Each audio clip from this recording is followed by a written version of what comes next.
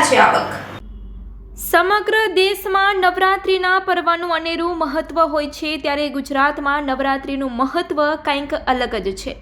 નવરાત્રિ શરૂ થવાના મહિના અગાઉ જ આ પર્વ માટેની અલગ અલગ તૈયારીઓ કરવામાં આવે છે. આ તહેવારમાં યુવાનો અને યુવતીઓ ગરબે રમે છે. ઘણા લોકો ઘરની અંદર માતાજીનો ગરબો પણ લે છે અને તેનું સ્થાપન કરે છે, સાથે અનુષ્ઠાન પણ કરતા હોય છે. આ પર્વ હિન્દુઓ માટે મહત્વનો છે. સુરેન્દ્રનગર જિલ્લાના થાનગઢમાં રહેતા યુવાનો છેલ્લા 7 વર્ષથી ગરબા બનાવે છે અને જેમાં અલગ અલગ ડિઝાઇન તેમજ ગરબાને પેઇન્ટ કરીને રંગ કરવો, તેને ડિઝાઇન કરવી, તેને ફિનિશિંગ કરવું, તે બધું કામ કરે છે. તેવું વેચાણ પણ કરે છે. આ ગરબો 3 ઇંચથી લઈને 12 ઇંચ સુધીના ગરબા બનાવે છે. આ ગરબાની કિંમત 20 રૂપિયાથી લઈને 200 રૂપિયા સુધીની હોય છે. એક ગરબાને સંપૂર્ણ તૈયાર કરતા 35 થી 40 મિનિટ જેટલો સમય લાગે છે અને ગરબા બનાવવા માટે આવતા કારીગરો આ ગરબા બનાવીને સારી આવક મેળવી રહ્યા છે. નવરાત્રિની સિઝનમાં 50,000થી વધુ ગરબા બનાવીને તેનું વેચાણ પણ કરે છે. ઉલ્લેખનીય છે કે આ ગરબા રાજ્યમાં તેમજ રાજ્યની બહાર પણ જાય છે.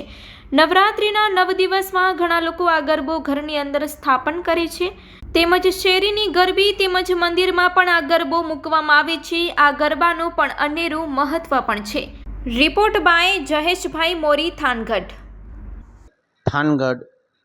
હું આપને ગરબા વિશે થોડી માહિતી આપું. ગરબો અપભ્રંશ થયેલો શબ્દ. મૂળ એનું નામ ગર્ભદીપ, જે માટીનો ઘડો બનાવી અને એમાં 27 છિદ્રો પાડી અંદર દીવો મૂકી નાની બાળાઓ માથે મૂકી માતાજીના ગરબા લઈ અને ઘૂમે છે.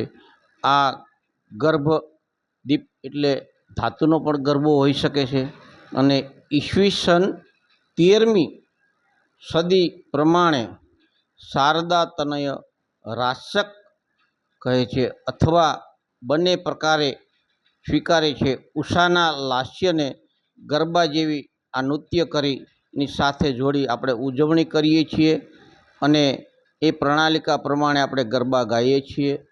નવરાત્રિના 9 દિવસો માતાજીના અલગ અલગ રૂપનું પૂજન કરીએ અને આનંદ કરીએ છીએ. પ્રથમમ શૈલપુત્રી, દ્વિતીયમ બ્રહ્મચારિણી, તૃતીયમ ચંદ્રઘંટેતી કુષ્માંડેતી, ચતુર્થમ પંચમમ સ્કંદમાતેતી, ષષ્ઠમ કાત્યાયની ચ, સપ્તમ કાલરાત્રિ ચ, મહાગૌરી ચ, ચાષ્ટવમ નવમમ સિદ્ધિદાત્રી ચ, નવદુર્ગામ પ્રકટિતા.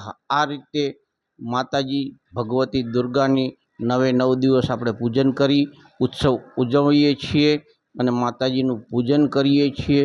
અને ગરબો ગર્ભદીપમાંથી આવેલો શબ્દ છે.